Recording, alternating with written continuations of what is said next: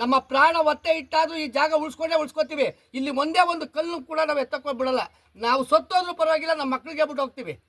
ಈ ಜಾಗ ಬಿಡಲೇಬೇಡಿ ನೀವು ಅಂತ. ಇಂಥ ದುರುಂಡ್ರಿಗೆ, ಇಂಥ ಕಳ್ಳನ ಮಕ್ಕಳಿಗೆ ಯಾಕೆ ಈ ಆಸೆ ಬತ್ತು ಈ ಬೆಟ್ಟದ ಮೇಲೆ ಅಂತ ನಮ್ಗೆ ಗೊತ್ತಾಯ್ತಿಲ್ಲ. ಇಲ್ಲಿ ಯಾವುದೇ ಕಾರಣಕ್ಕೂ ಕ್ರಸ್ಟರ್ಗೆ ನಾವು ಅನುಮತಿ ಅಂತೂ ಕೊಡೋದೇ ಇಲ್ಲ. ಇಲ್ಲಿ ಪ್ರಾಣಿ ಪಕ್ಷಿಗಳು ವಾಸ ಮಾಡೋದು, ರೈತರುಗಳು ರೇಷ್ಮೆ ಬೆಳೀತಾವ್ರೆ, ತೆಂಗು ಬೆಳೀತಾವ್ರೆ, ಬಾಳೆ ಬೆಳೀತಾವ್ರೆ. ಇದೆಲ್ಲ ಈ ಭೂಮಿ ನಂಬ್ಕೊಂಡೇ ಇರೋದು. ಅವ್ರೇನು 16 ಎಕರೆ ಜಮೀನಿಲ್ಲ ಇಲ್ಲ ಸಿಕ್ಕಿರೋದು 1 ಎಕರೆ 2 ಎಕರೆ, ಅದು ಪೋಡಾಗಿಲ್ಲ, ಹಂಗೆ ಬಿದ್ದಿದೆ. ಇಲ್ಲಿನ ಓಡ್ಸಕ್ಕೆ ಬಂದರೆ ಯಾವುದೇ ಕಾರಣಕ್ಕೂ ನಾವು ಜಗ್ಗಲ್ಲ. ಯಾವನ್ನೇ ಆಗಿರೋ ಅಷ್ಟೇ, ಅವನು ಎಲ್ಲೇ ಆಗಿರಲಿ ಅವನು ಇದನ್ನು ಕೆಲಸ ಕೈ ಬಿಟ್ಟು ಇಲ್ಲಿಗೆ ಸ್ಟಾಪ್ ಮಾಡಿದ್ರೆ ಸರಿ ಇದೆ. ನಾನು ಕೂಡ ಇವತ್ತು ತಹಸೀಲ್ದಾರ್ ಅವ್ರನ್ನ ಭೇಟಿ ಮಾಡೋಕೆ ಹೋಗ್ತಾ ಇದ್ದೀನಿ. ಏನು ನಡೀತು ಏನಂತ ತಿಳ್ಕೊಂಬರ್ತೀನಿ ಇವತ್ತು ನಾನು ಕೂಡ ಹೋಗಿ. ಒಟ್ಟಾರೆ ನಿಮ್ಮ ಒತ್ತಾಯ ಏನು? ನಮ್ಮ ಒತ್ತಾಯ, ಈ ಬಂಡೆ ಕ್ರಸ್ಟರ್ಗೆ ನಾವು ಯಾವುದೇ ಕಾರಣಕ್ಕೂ ಬಿಡಲ್ಲ.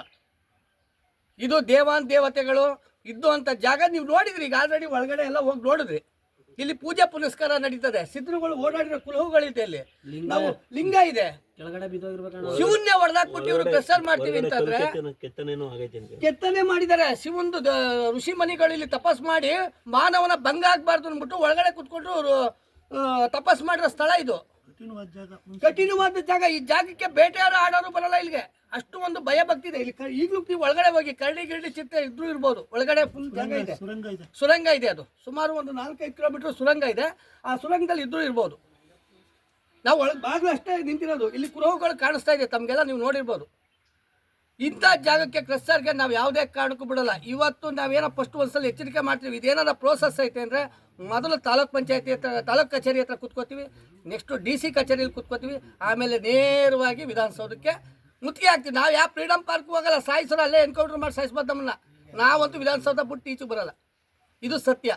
ಅದೇ ರಾಜಕೀಯ ಉದ್ದೇಶ ಇಟ್ಕೊಂಡು ನಾವು ಯಾರು ಬಂದಿಲ್ಲ. ಎಲ್ಲರೂ ನಮ್ಮ ರೈತರ ಮಕ್ಕಳಾಗಿ ರೈತರಿಗೋಸ್ಕರ ಬಂದಿರೋದು ನಾವು. ಈ ರೈತರ ಜಾಗ ಏನಾರ ನೀವು ಇಲ್ಲಿ ದುರಸ್ತಿ ಮಾಡಿಲ್ಲ ಎಷ್ಟೋ ಜಾಗಗಳನ್ನ. ಇಲ್ಲಿ ಆಲ್ರೆಡಿ ಇಲ್ಲಿ ರಸ್ತೆ ಮಾಡೋಕ್ಕೆ ಉಳಿನ ಮನೆ ತವಿಂದ ಅಲ್ಲೇ ಪ್ಲಾನ್ ಮಾಡಿದ್ದಾರೆ ಅಂತ ಗೊತ್ತಿದೆ. ಇಲ್ಲೊಬ್ಬ ಲೋಕಲ್ ಒಬ್ಬ ಸೇರಿಕೊಂಡು ಅವನೊಬ್ಬ ರೈತರ ಮೇಲೆ ಹೊಟ್ಟೆ ಹುಟ್ಟಿ ಅವ್ನು ಹಣ ಸಂಪಾದನೆ ಮಾಡೋಕ್ಕೆ ಇಂಥ ರೈತರ ಜಮೀನ, ಈ ದೇವನ ಜಾಗನ ಮುಟ್ಟಕ್ಕೆ ಬಂದವ್ರೆ. ಆತ ಏನಾದ್ರೂ ಇಲ್ಲಿ ಕೈ ಹಾಕ್ಲಿ, ಯಾವ್ದಾರು ಆಕ್ಸಿಡೆಂಟ್ ಆಗಿ ಸತ್ತೋಗ್ಬಿಡ್ತಾನೆ. ಬರೀ ಕೈ ಹಾಕ್ಬಿಟ್ಟು ಹೋಗ್ಲಿ ಸಾಕು. 20 ದಿವಸದಲ್ಲಿ ನನ್ನ ಸ್ನೇಹಿತ ಹೇಳುವಂಗೆ 21 ದಿವಸನೂ ಬೇಡ, 15 ದಿವಸದಲ್ಲೇ ಆತನ ಹೆಣ ಬರ್ತದೆ ಊರಿಗೆ. ಇದು ಕೈ ಹಾಕಿ ಯಾರೇ ಆಗಿರಲಿ, ಅವ್ರು ಯಾವ ಅಧಿಕಾರಿನೇ ಆಗಿರಲಿ, ಯಾವ ಸರ್ಕಾರನೇ ಆಗಿರಲಿ, ಅವ್ರು ಏನಾರ ಈ ಸಿದ್ಧ ಸ್ಥಳಕ್ಕೆ ಬಂದು ಒಂದು ಚೂರು ಕೈ ಹಾಕಿದ್ರು ಅಂದರೆ ಅವರು ಸರ್ವನಾಶ ಆಗೋದಂತೂ ಸತ್ಯ.